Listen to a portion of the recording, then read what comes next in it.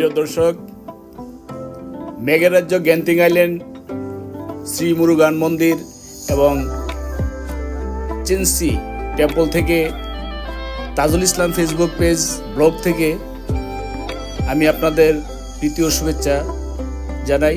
আসসালামু আলাইকুম ওয়া রাহমাতুল্লাহি ওয়া বারাকাতুহু।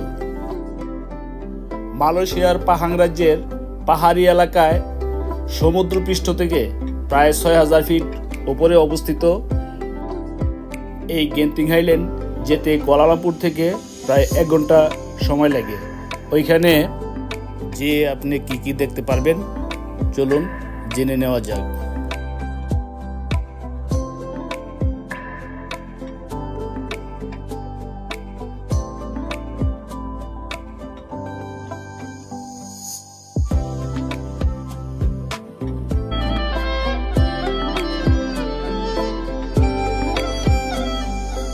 পাঁচ ৫,৯০০ ফিট উপরে হিন্দু ধর্মাবলম্বীদের জন্য একটি প্রসিদ্ধ মন্দির রয়েছে।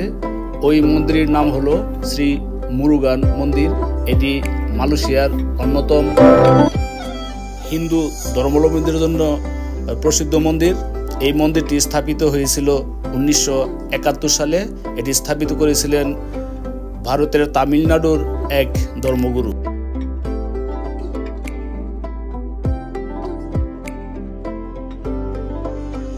দর্শক, এই যে বৌদ্ধ মূর্তিটি দেখতে পাচ্ছেন, এটা হলো চিনসি কেভস টেম্পলের মূর্তি। ১৯৭৬ সালে এই চিনসি কেভস টেম্পল স্থাপিত হয়েছে।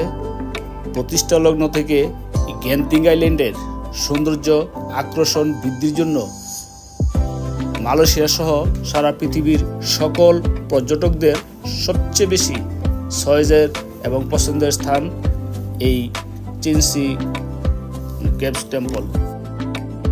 চিনসি কেভস টেম্পলটি গ্যান্টিং আইল্যান্ডের দ্বিতীয় ধাপে স্থাপিত। এখান থেকে কুয়ালালামপুর শহর স্পষ্ট যদিও দেখা না যায়, যদি রৌদ্র থাকে তাহলে এই কয়েকটা বিল্ডিং যেমন KLCC, মাদ্রিকা টাওয়ার, TRX ভবন, এই ভবনগুলো স্পষ্ট দেখা যায়। দর্শক, ভ্রমণ একটি আবেগ, ভ্রমণ একটি ভালোবাসা। এই আবেগ ভালোবাসা সবার মনের মধ্যে জাগ্রত হয় না। আমার ভাই ও বন্ধু কামাল উদ্দিন ভূঁইয়া, উনি সত্যকারে একজন ভ্রমণ পিপাসু মানুষ।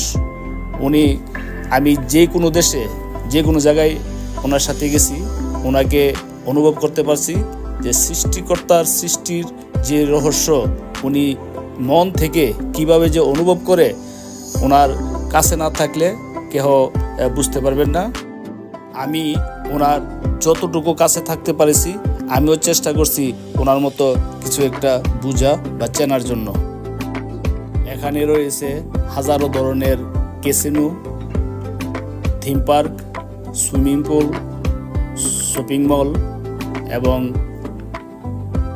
বিনোদন জগতের সকল কার্যক্রম, এবং ভোজন বিলাসীদের জন্য রয়েছে থাই, চাইনিজ, মালায়ু, ইন্ডিয়ান ও তুর্কি রেস্টুরেন্ট। গ্যান্টিং আইল্যান্ড হলো মালয়েশিয়ার মধ্যে অন্যতম পর্যটন স্থান এবং এশিয়া মহাদেশের মধ্যে একটি প্রসিদ্ধ স্থান। এখানে অনেকগুলো হোটেল, মোটেল এবং রিসোর্ট আছে।